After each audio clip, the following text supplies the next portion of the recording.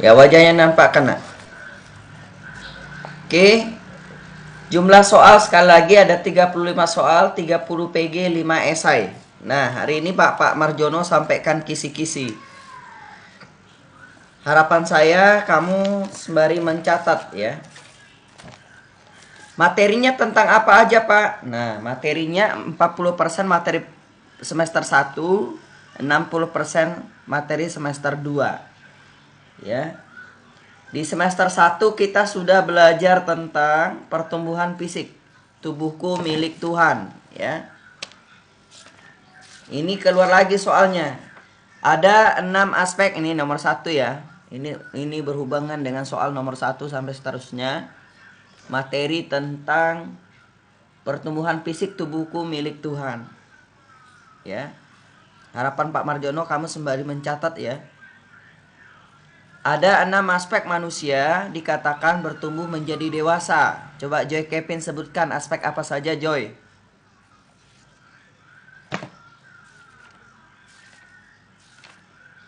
Halo Joy. Ada yang ingat aspek apa saja?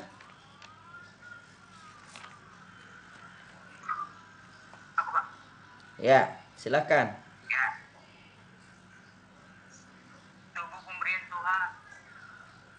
Ya, 6 aspek manusia bertumbuh menjadi dewasa diukur dari 6 aspek tersebut. Apa saja? Aspek apa saja? Fisik, emosi. Terus apa lagi? Dan yang terakhir spiritual. Jadi 6 aspek. Nah, nanti soalnya berhubungan dengan materi ini gitu dari 6 aspek itu. Ya. Yang pertama itu berbicara tentang tubuhku milik Tuhan, berarti tentang fisik. Ya. Kemudian pertumbuhan emosi. Ada di halaman 14, kalau di buku paket halaman 14. Emosi adalah anugerah Tuhan. Emosi manusia itu terdiri dari 2, emosi positif dan emosi negatif. Nah, kemudian ada luapan perasaan manusia, luapan emosi manusia. Ada bahagia, sedih, terkejut, marah, takut, dan kecewa. Nah, ciri-ciri orang dewasa secara emosi, ya, dapat mengontrol diri, ya, controlling, self controlling, ya, dapat mengontrol diri dengan baik, ya. Oke, itu untuk soal ya. Jadi nanti soalnya ada berbicara tentang pertumbuhan emosi, ya. Kemudian pertumbuhan intelektual, sembari dicatat ya. Bapak harap ini sembari dicatat. Yang pertama tadi pertumbuhan fisik, tubuhku milik Tuhan. Kemudian pertumbuhan emosi. Ya, pengertian emosi manusia ada 2 bagian dan ada luapan emosi manusia. Ya, ada 6 luapan perasaan emosi manusia. Kemudian di pelajaran 3, pertumbuhan intelektual. Teori Jean Piaget. Ya, ada teori kognitif, sensori motor, praoperasional, operasional. Praoperasional terbagi menjadi 2, prakonseptual dan intuitif. Kemudian praoperasional konkret, operasional formal. Nah, sensori motor masih ingat dari rentang usia berapa sampai berapa? Ya, 0 sampai 2 tahun. Itu tahap berpikir sensori motor. Kalau intuitif 2 sampai 4 tahun. 4 in, sampai 7 tahun, Pak. 4 sampai 7 tahun ya. Itu intuitif. Nah, nanti kalau soalnya menanyakan hal ini kamu bisa jawab dengan baik maksud saya. Nah, ini kamu tandain. Tolong ditandain, dicatat gitu loh. Yang kamu akan baca. Oke. Kemudian 4 pola berpikir operasional formal. Pak, suara Bapak terputus-putus. Iya ya. Suara saya putus-putus ya. Enggak kan? Itu jaringanmu, Simon. Ya. Ada 4 pola berpikir operasional formal, yaitu proaktif, kreatif, positif, dan komprehensif. Nah, ini tolong dibuka di halaman buku paket kamu, halaman 28 sampai 29. Ya. Rentang usia 4 pola berpikir operasional formal itu seorang siswa dari sejak duduk bangku sekolah di sekolah SMA ya. Seorang siswa SMA yang berusia sampai 16 sampai 18 tahun itu rentang usia berpikir operasional formal. Ya. Siswa SMA yang berusia 16 sampai 18 tahun itu dikatakan pola berpikir operasional formal. Ya, 4 polanya itu proaktif, kreatif, positif, dan komprehensif. Ya. Ini juga keluar di soal, tolong dipelajari. Nah, selanjutnya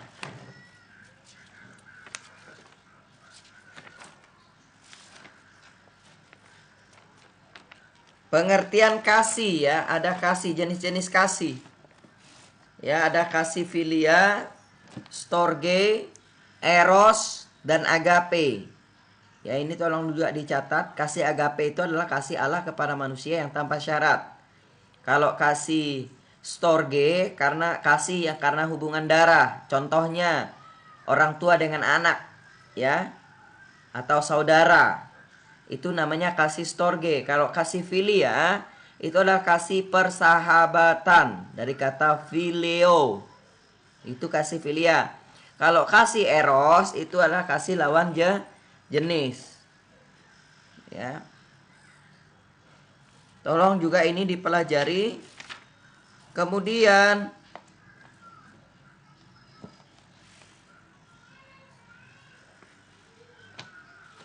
tentang kasih sudah. Peranan Roh Kudus. Ya, peran Roh Kudus bagi hidup orang percaya. Coba lihat materinya, Nak. Peran Roh Kudus itu halaman pelajaran 7. Pelajaran 7. Ya. Ada berapa peran Roh Kudus bagi orang percaya? Mulai dari halaman 76 sampai dengan 78. Ada 6 ya, ada 6 bagian di situ. Yang pertama memberi keberanian untuk menyatakan kebenaran. Yang kedua, ada 5 peran Roh Kudus katanya dalam kitab Yohanes 14 ayat 15 sampai 31. Antara lain sebagai roh kebenaran, roh penolong, roh penghibur, roh pengajar, dan roh penegur. Itu merupakan peran Roh Kudus bagi orang percaya. Kemudian dalam Roma 5 ayat 5, peran Roh Kudus di situ jaminan atas pengharapan kita. Nah, ini tolong ditandain di buku paketnya. Kemudian Galatia 5 ayat 18, peran Roh Kudus itu memimpin orang percaya untuk hidup benar. Kemudian yang kelima, Roma 8 ayat 26, Roh Kudus itu membantu orang percaya dalam doa ketika dalam kelemahan. Dan yang terakhir, yang keenam, bagian yang keenam, 1 Korintus 12 ayat 1 sampai 11, peran Roh Kudus itu memberikan karunia-karunia rohani. Ya, ini keluar di soal, tolong ditandain. Ya. Bisa dipahami? Oke. Ya. Kemudian pelajaran lanjut ini tadi, kalau tadi pelajaran 7, sekarang pelajaran hidup bersama dalam kemajemukan, saya langkahi. Pelajaran 9, Nak. No.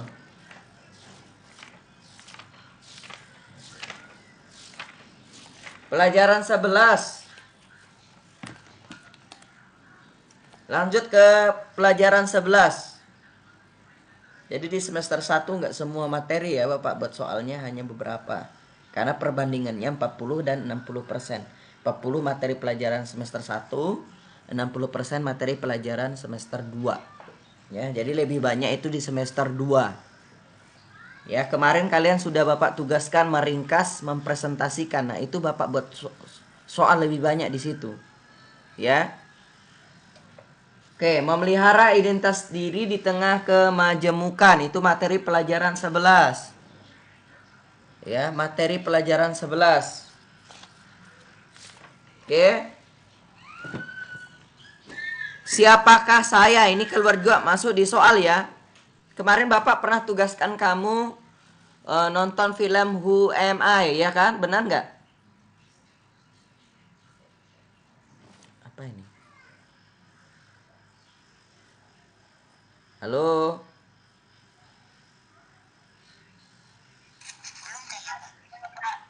Belum ada, Pak. Sudah. Novelis kemarin nggak masuk. Ya. Tapi nggak apa-apa, nanti kamu tonton lagi. Dari film itu pengajaran apa yang kamu dapat. Karena itu masuk juga di soal. Kemudian pelajaran apa yang kamu dapat dari film Who Am I ya. Nanti kamu searching saja di YouTube, ada kok. Ya, nonton trailernya aja, nggak usah full film, karena kalau full film itu lama sekali. Nah, pertanyaannya kan di materi pelajaran 11, siapakah saya, yang pertanyaannya who am I. Nah, ini pengertian dari identitas diri. Pengertian dari identitas diri juga masuk ke soal. Ya, identitas diri. Kalau identitas pengertiannya di situ halaman 136 ya, di buku paket ya. Berasal dari kata bahasa Inggris identity yang harafiahnya berarti ciri, tanda, atau jati diri yang melekat pada seseorang, kelompok, atau sesuatu sehingga membedakannya dengan yang lain. Itu pengertian dari identitas di diri. Terus pertanyaan yang selanjutnya, kenapa terjadi krisis identitas? Krisis artinya kekurangan. Kenapa terjadi kekurangan identitas? Apa penyebabnya? Ada 3 penyebabnya. Coba perhatikan halaman 137. Apa saja? Budaya, media sosial, lingkungan. Ya, jadi 3 hal inilah yang menyebabkan seseorang mengalami krisis identitas. Yang pertama tadi budaya. Ya, kita harus waspada dengan budaya. Contoh lagi media sosial. Ya, gadgetmu. Itu juga bisa mengurangi identitas diri sehingga terjadi krisis identitas. Kemudian lingkungan. Ya, lingkungan. Nah, yang ketiga, hidup benar di tengah perbedaan. Apa yang harus kita miliki ketika kita hidup di tengah perbedaan? Yang pertama, hidup dipimpin oleh iman. Yang kedua, hidup benar di hadapan Allah. Ayatnya dalam Roma 1 ayat 17. Kemudian Mazmur 1 ayat 1 sampai 2. Oke, ini juga keluar di soal, tolong dipelajari dengan baik. Ditandain di buku paketnya. Udah, pengertian identitas sudah. Kemudian pengaruh ya, sehingga orang mengalami krisis identitas sudah. Oke. Sekarang masuk kepada pelajaran 12.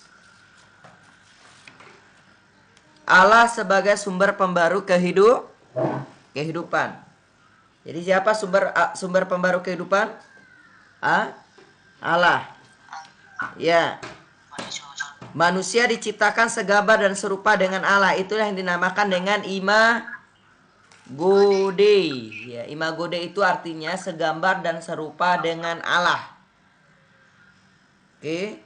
Allah membarui kehidupan manusia. Allah membarui kehidupan manusia. Orang benar hidup karena iman. Oke. Kemudian, nah, halaman 152. Coba perhatikan buku paket kamu, halaman 152. Halaman 152. Ada bencana yang disebabkan oleh ulah manusia dan ada bencana yang disebabkan oleh alam itu sendiri. Yang disebabkan oleh ulah manusia, contohnya di situ kebakaran hutan, tanah longsor, banjir, kemudian sampah yang mengumpul. Ya, di halaman 152 ada gambarnya ya kan? Nah, supaya tidak terjadi bencana, kita harus peduli dengan alam semesta. Jangan rakus. Ya. Menjaga kelestarian hutan di sekitar kita, tidak melakukan penambangan pohon secara sembarangan atau eksploitasi hutan. Kemudian jangan membuang sampah sembarangan supaya sampah tidak menumpuk di selokan sehingga terjadi banjir ya. Oke. Ini juga keluar di soal, tolong ditandain. Kemudian materi pelajaran 13, hidup baru dalam Kristus. Nah, ada kata baptisan. Baptisan itu dari kata baptizo. Dari bahasa apa? Yunani. Artinya di situ apa artinya? Membaptis, mencuci, menyelam, mencelupkan, memandikan, membasuhkan. Ya, itu arti dari kata baptis. Ya, dari kata Yunani yaitu baptizo. Membaptis, mencuci, menyelamkan, menyelupkan, memandikan, membasuh. Ya, hati-hati kalimatnya ya, ada kata baptizo. Baptizo. Ya, ini juga keluar ya, keluar di soal. Ritual baptisan pertama kali dilakukan oleh siapa? Coba masih di halaman Yohanes Pembaptis. Ya. Di paragraf yang keberapa itu, Nak? Paragraf yang ketiga. Di mana dia lakukan pertama kali? Di sungai apa? Sungai Yordan. Ya, Sungai Yordan. Oke, pintar. Oke. Baptisan menjadi penting karena itu adalah perintah Tuhan Yesus sendiri. Jadi, baptisan itu adalah perintah Tuhan Yesus sendiri. Baptisan itu adalah tanda orang bertobat. Ya, tanda kamu bertobat, kamu harus dibaptis. Ya. Ada beberapa liturgi. Ada beberapa liturgi tentang baptisan. Ada baptisan selam, ada baptisan percik, ya kan? Nah, baptisan itu menjadi penting karena itu adalah perintah Tuhan Yesus sendiri. Di mana ayatnya? Matius 28 ayat 19. Itu ada di halaman 165.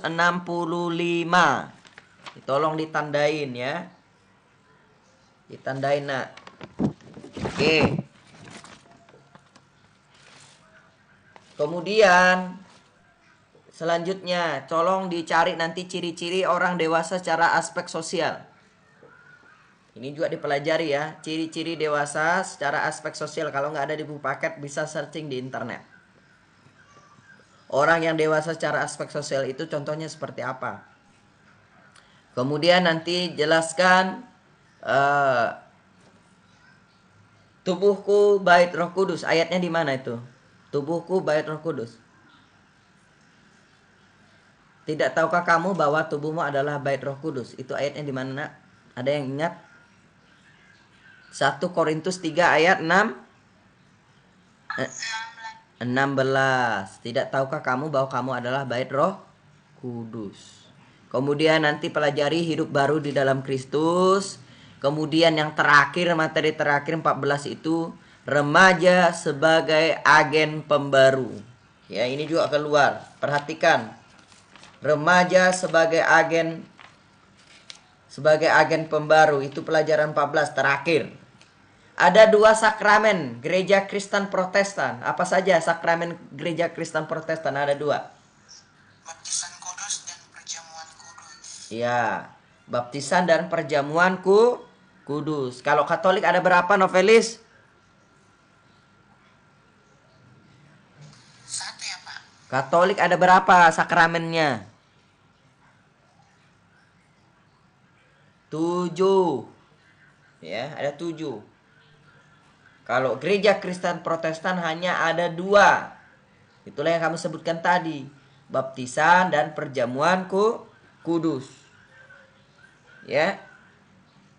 Ini juga keluar di soal ya, di pelajaran 14. Remaja sebagai agen pembaru itu ya, yang pertama dia tidak menyanyiakan anugerah yang sudah diperoleh dari Tuhan. Yang kedua, orang Kristen bertanggung jawab untuk membuang dosa. Yang ketiga, orang Kristen bertanggung jawab untuk melayani. Ya. Ini juga dibaca dan Sampai di sini penjelasan Pak Marjono. Nanti Bapak akan buat presentasi lagi. Silahkan didengarkan. Dan yang Bapak jelaskan ini saya yakin kamu sudah tandain di buku catatan atau di buku paket kamu. Ditandain ya nak ya. Belajar sesuai dengan kisi-kisi. Belajar sesuai dengan kisi-kisi. Ketika kamu sudah mempelajari kisi-kisi ini, saya percaya ketika soal diperhadapkan dengan kamu, kamu bisa menjawab dengan baik. Itu harapan Pak Marjono ya. Oke. Terima kasih karena kalian sudah merespon ya. Kalaupun sebenarnya hari ini libur ya, tanggal merah. Hari lahirnya Pancasila, kesaktian Pancasila. Gak apa-apa ya. Bapak ambil waktunya sebentar. Nggak apa-apa, Pak. Ya. Bentar dulu, jangan dulu ditutup. Tolong dibuka kameranya. Bapak mau absensi, buka kameranya, dinunjukkan wajahnya.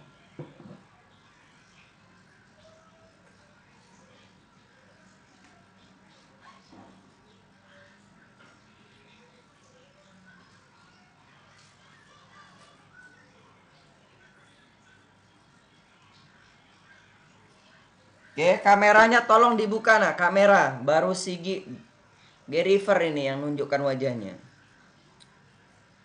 Bapak absen juga ini. Ini kan pertemuan terakhir ini. 10 AP. Ya. Adriel belum hadir ya? Adriel hadir nggak? Nggak hadir. Enggak, Pak. Bergita. Enggak, Pak. Betran. Ada dia, Pak. Debbie. Hadir, Pak. Desyuli. Hadir, Pak. Evi. Hadir. Joy Kevin. Tadi hadir dia. Mana Joy? Oke. Maria Goretti. Gary Versilaban. Maria Merlin, Markus Roganda, Misael, Neza tadi hadir. Sekarang keluar. Simon Perez Simatupang. Tadi hadir dengan keluar. Yuliana Berdeta Daro. Yulin. Yonadia Velo. Ya, Yulin hadir, Yonadia hadir. Novelis hadir. Rocky Tambunan. Joes. Pandu. Oke, berarti yang hadir untuk mendengarkan kisi-kisi itu 1, 2, 3, 4, 5, 6, 7, 8, 9, 10. Ya, ada 10 orang. 11 dengan Pak Marjono. Oke anak ya. Sekarang tolong kameranya dimunculkan nak. Kameranya dimunculkan. Bapak mau ambil screenshotnya, bukti fisik. Oke. Novelis tolong. Ya, semuanya. Desyuli, Neza, Debbie. Ya, munculkan kameranya. Oke ya. 1, 2, 3, ya. Sekali lagi. Sekali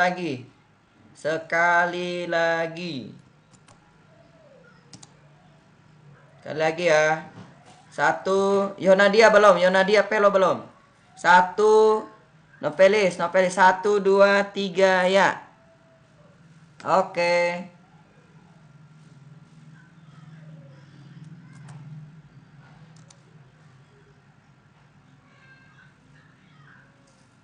Ntar ya.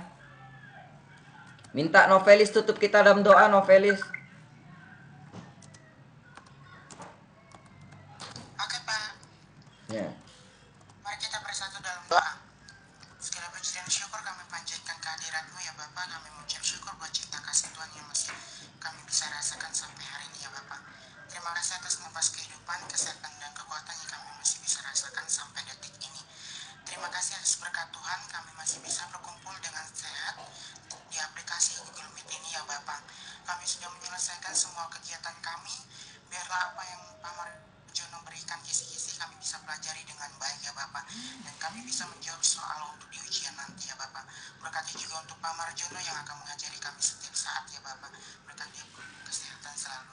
Dalam nama Tuhan Yesus kami sudah berdoa dan Amin. Oke ya, terima kasih ya. Shalom.